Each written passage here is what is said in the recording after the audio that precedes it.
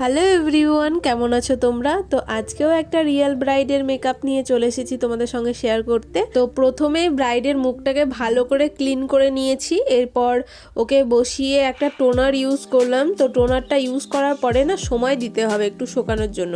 টোনারটা use করলাম, তার উপরে যে ভেজা ভেজা ভাবের উপরে ময়শ্চারাইজার লাগিয়ে দিলাম, সেটা করলে কিন্তু হবে না, একটু শুকাতে দিতে হবে। হালকা ভেজা থাকবে কিন্তু একদম জলজলে ভাবটা থাকবে না। তারপরে ময়শ্চারাইজার ইউজ করছি, ময়শ্চারাইজারটা খুবই ভালো করে ইউজ করলাম যেহেতু উইন্টার টাইমে ব্রাইডটা ছিল। তো এরপরে আমি একটা প্রাইমার ইউজ করছি। তো প্রাইমারটাকেও ভালো করে পুরো মুখে লাগিয়ে নিলাম। এরপর আমি দেখো কালার কারেক্টার করছি। কালার কারেক্টারের জন্য আমি PAC super coverage concealer palette থেকে অরেঞ্জ কালারটা নিয়ে আমি কালার কারেক্টার করছি। তো কোথায় কোথায় কালার কারেক্টার ইউজ করছি তোমরা দেখতেই পাচ্ছ। যেখানে যেখানে এরকম ডার্ক স্পট থাকবে, মানে আন্ডার আই এরিয়া হোক, মাউথ এরিয়া হোক, বা কোনো জায়গাতে থাকুক, সেখানে তোমাদের এরকম অরেঞ্জ কালার কারেক্টার বা পিচ কালার কারেক্টার বা স্কিনের থেকে একটু ডার্ক একটা ফাউন্ডেশনের কালার নিয়ে সেটাকে কারেক্ট করতে হবে। তো সবার যে একই জায়গাতে থাকবে সেটা কিন্তু না, তবে বেশিরভাগ ব্রাইডের ওই চোখের নিচটার মাউথ এরিয়াতে, বা ব্রাইড বা মডেল যার হোক, বেশিরভাগ ওই এরিয়াটাতেই থাকে। তো ভালো করে কালার কারেক্টার ইউজ করবে, তারপর ওটাকে ব্লেন্ড করে নিয়ে তারপর ফাউন্ডেশন লাগাবে। তো ফাউন্ডেশনের সবসময় যেটা আমরা করে থাকি যে অনেক ফর্সা করার জন্য অনেক সাদা একটা টোন নিয়ে লাগিয়ে দিই। তো এখন দেখো তোমরা, যেটা আমি স্কিনে লাগিয়েছি দেখে মনে হচ্ছে যে ওর স্কিনের থেকে অনেকটাই সাদা, কিন্তু দেখো ব্লেন্ড করার পরে কিন্তু আর মনে হচ্ছে না। তো ভালো করে সব সময় ফাউন্ডেশনের কালারটা ভালো করে ম্যাচ করে সবসময় অ্যাপ্লাই করবে, নাহলে কিন্তু ওই পরে কালো হয়ে যায়, যেটা ঠিকঠাকভাবে কালার কারেক্টার না করলে, ঠিকঠাক ফাউন্ডেশনের শেড চুজ না করলে কিন্তু মেকআপটা পরে কালো হয়ে যেতে পারে। তো ফাউন্ডেশনটাকে ভালো করে ব্লেন্ড করে নিয়েছি ব্লেন্ডার দিয়ে। ব্লেন্ডারটা হচ্ছে পিএসির ব্লেন্ডার।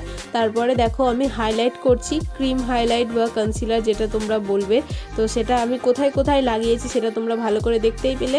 তো সেই হাইলাইট এরিয়াগুলোতেই আমি লাগিয়ে ভালো করে ব্লেন্ড করে নিচ্ছি। তো এরপর দেখো আমি পাউডার লাগাবো, যার কারণে আবারও আমি ব্লেন্ড করছি।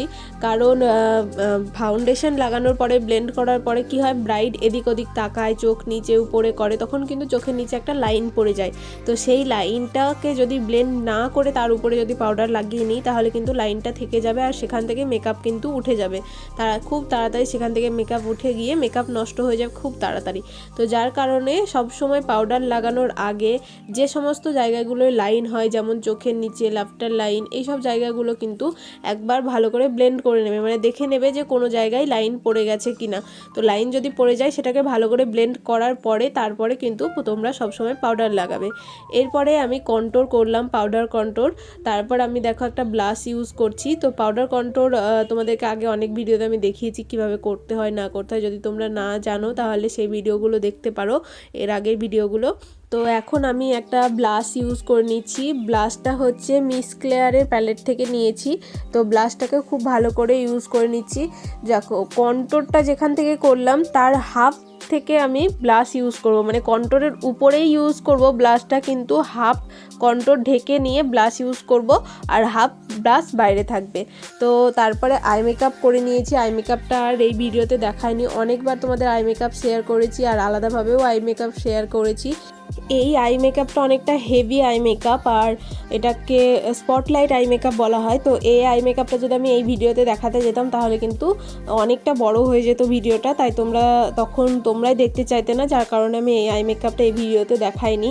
তবে তোমরা যদি এই আই মেকআপটা দেখতে চাও তাহলে অবশ্যই কমেন্ট করতে পারো। এই আই মেকআপটার পুরো টিউটোরিয়াল তোমাদের সঙ্গে আলাদাভাবে আমি শেয়ার করে দেবো, যে এই স্পটলাইট আই মেকআপ কীভাবে করতে হয় সেটা তোমাদের সঙ্গে একদম শেয়ার করে দেবো।